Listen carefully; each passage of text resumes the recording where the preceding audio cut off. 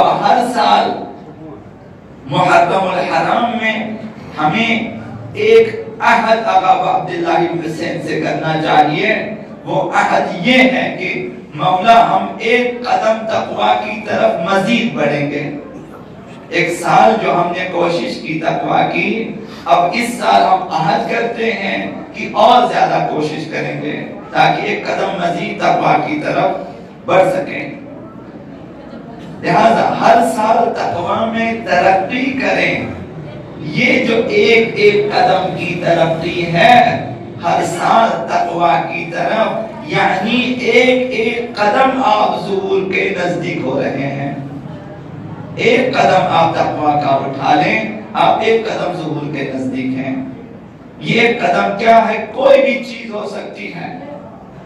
رمضان المبارک میں ہم بیان کرتے ہیں اہل بیت اطہار کی باتیں، احادیث۔ مثلا پیغمبر اسلام نے فرمایا کہ ماہ مبارک رمضان میں سب سے بہتر عمل گناہ نہ کرنا ہے، گناہوں سے دوری ہے۔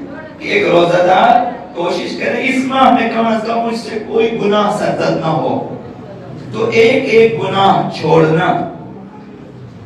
آپ خود ممکن ہے غیبت نہ کریں کسی کی، لیکن غیبت کی محفلوں میں بھی نہ بیٹھیں۔ یہ ایک قدم ہے تقوی کی طرف کہ جس محفل میں غیبت ہوگی، لہو و لعب کی باتیں، بیہودہ باتیں، میں اس میں نہیں بیٹھوں گا۔ یہ ایک قدم ہے تقوی کی طرف۔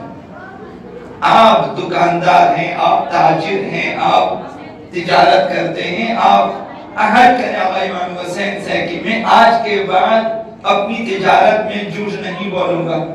یہ ایک قدم ہے تقوی کی طرف۔ اسی طرح ہر میدان میں، تعلیمی میدان میں بھی اساتذہ عہد کریں کہ ہم کوتاہی نہیں کریں گے۔ یہ امت اسلامیہ کے بچے ہیں، ان کی تربیت میں ہم کوتاہی نہیں کریں گے۔ یہ ایک قدم آپ بڑھے تقوی کی طرف۔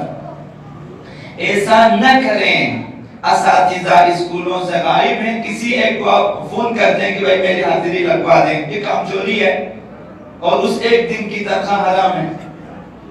یہ یعنی بے تقوائی، یہ اساتذوں کی بے تقوائی ہے۔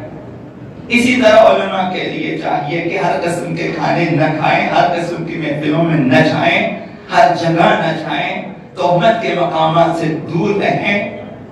علماء کو بھی چاہیے کہ تقوی میں پیش رفت کریں۔ یہ عزاداری کا ایک بہت بڑا ہدف ہے کہ امت کی اصلاح کے لیے کوشش کریں تقوی کے ذریعے۔